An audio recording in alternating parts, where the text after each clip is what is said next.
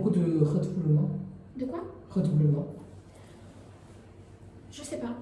Je sais qu'il y a pas mal de redoublants dans ma... Après, je connais pas tout le monde parce que malheureusement, j'ai pas eu l'occasion de voir tous les étudiants avec qui je suis en cours. Mais j'ai vu qu'il y avait pas mal d'étudiants redoublants. Je pourrais pas te dire des nombres parce que je sais pas. Mais oui, il y en a.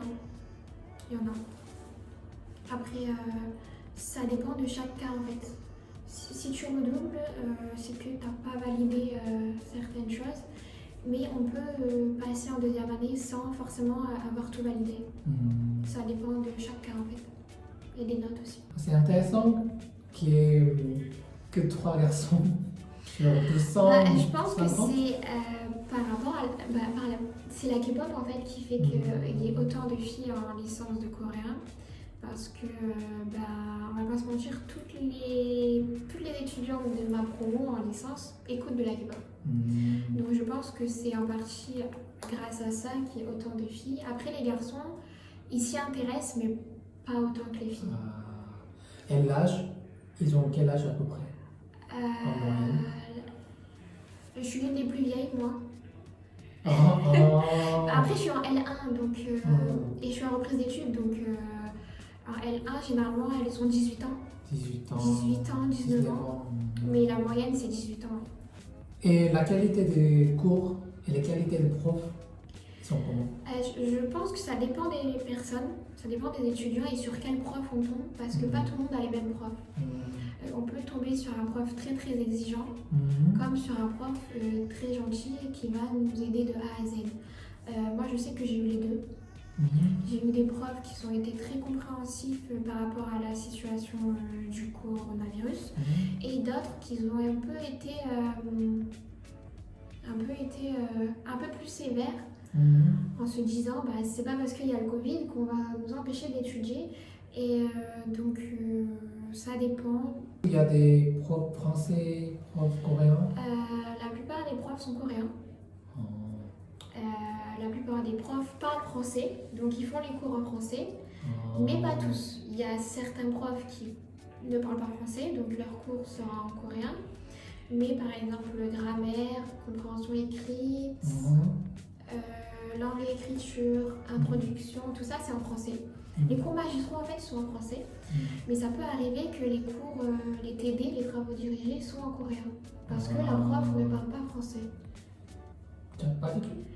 C'est pas que j'aime pas, c'est qu'au début c'est compliqué parce qu'on n'a pas l'habitude de faire cours dans une langue qu'on ne connaît pas encore.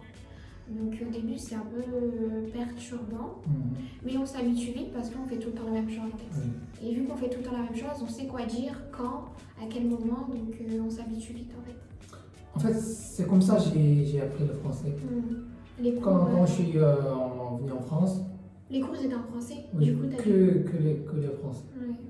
Du coup, tu as dû t'habituer en fait. Oui. Moi, c'est pareil. Au début, j'ai trop du mal à comprendre. Je voulais pas aller à l'école pour apprendre le français, mais ça m'a forcé d'apprendre. Moi aussi, le fait d'avoir une prof qui parle pas du tout français et qui faisait son cours en coréen, au début, je voulais pas aller dans son cours.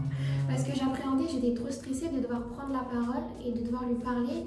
Parce que je savais qu'il y avait la barrière de la langue en fait. Du coup, ça me bloquait et je voulais pas y aller. Et sauf que je peux pas ne pas y aller parce que sinon ça compte comme une absence en fait. Donc je me suis forcée et au fil du temps, je me suis habituée à lui parler. Qu'est-ce que tu veux faire le plus si tu arrives à bien parler le coréen? Si j'arrive à bien parler, j'aimerais bien directement déjà passer mon master en Corée, parce que c'est plus avantageux au niveau du diplôme d'avoir un diplôme coréen pour pouvoir travailler en Corée. Et j'aimerais me tourner vers la traduction ou le management dans les labels des artistes, dans les agences, les agents des artistes, mannequins, artistes, chanteurs, voilà. Mais soit la traduction, soit le management, l'un des deux, mais en Corée. En Corée. T'es déjà allé en Corée? En vacances. En vacances. En vacances. Je pense que c'est pas la même chose travailler en Corée et être en vacances. C'est pas la même expérience. Donc moi j'ai l'expérience d'être en vacances en Corée, mais pas d'être étudiante ou travailleuse en Corée. Ça a été? Oui, T'as pu un peu pratiquer le coréen? j'ai plus pratiqué l'anglais que le coréen. Ah, Parce que les gens, quand ils me voient, ils veulent pas forcément parler coréen, on me parle directement en anglais. ah oui, c'est vrai. Donc moi l'anglais c'est pas un souci, je le parle très bien, mais si je fais l'effort de parler coréen, la personne va comprendre que je parle coréen, mais elle va me répondre en anglais. Elle veut pas se... Ah oui, Tu oui. vois, elle veut pas Oui. se prendre la peine de devoir parler en coréen. C'est ça, oui. Je comprends. Tu vois, Hmm. donc j'ai pu parler coréen, mais pas beaucoup parce que les gens se contentent de me parler en anglais. Comment tu pratiques ton coréen? Oral ou écrit. Wow. Oh, À l'oral, c'est avec mes amis. Ou alors toute seule, je parle à moi-même en fait. Oh, oui, c'est une bonne façon. Ouais.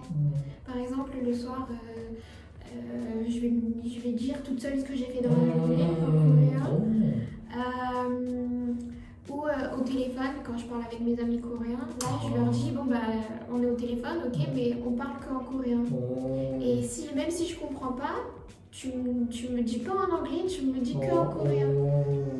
Et au début j'étais complètement perdue parce que bah en fait en licence là, le tutoiement on l'apprend pas directement. On apprend directement le style polyformel ou informel. Mais le tutoiement on l'apprend pas. Donc avec mes amis c'était un peu compliqué, je vais pas leur parler en... Je vais pas leur parler... Tu vois, je vais pas dire... Tu vois, donc... en fait c'est mes amis qui m'ont appris le tutoiement. C'est pas en licence. Parce que le tutoiement on l'apprend en deuxième année.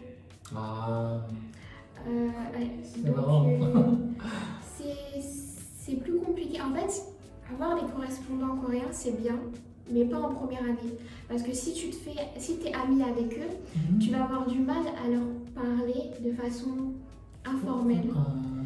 Parce que tu n'auras que les bases du style polyformel ou informel, pas du tutoiement.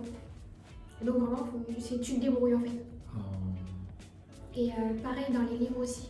Dans les livres d'apprentissage coréen, ils t'apprennent pas le tutoiement. C'est que style honorifique, style polyformel et informel. Mais le tutoiement, j'ai l'impression que tu te débrouilles un peu quoi. Mais l'école, ça vous aide quand même, non? Ah oui. Là, je te parle de... Parce qu'après, je suis qu'en première année, donc je sais pas comment ça va se passer en deuxième année. Mais je sais qu'en première année, je me contente que de parler style informel, informel ou polyformel. Le tutoiement, je le fais, mais pas pendant les cours. Je le fais de moi-même avec mes amis. Voilà. Est-ce que tu as des choses à dire à mes abonnés? Si vous voulez rentrer à l'INALCO, ayez des bonnes notes en langue, c'est le plus important pour rentrer dans cette école. Et travailler tout seul. Non, mais ne vous contentez pas des cours parce que c'est pas que les cours qui vont vous aider à vraiment parler coréen. C'est vrai. Il faut vraiment trouver des astuces de soi-même en fait pour pouvoir apprendre tout seul. Se faire des amis coréens, travailler ton coréen tout seul, avec des livres, tout ça, même avec des dramas ou des émissions. Moi, ce que je fais, c'est que je regarde les émissions coréennes. Show Me the Money, tout ça, des choses comme ça, avec les sous-titres, bon, en anglais, mais au moins ça me fait travailler la compréhension orale. Voilà, et je ne me contente pas que d'écouter les cours, d'apprendre mes cours par cœur et c'est fini.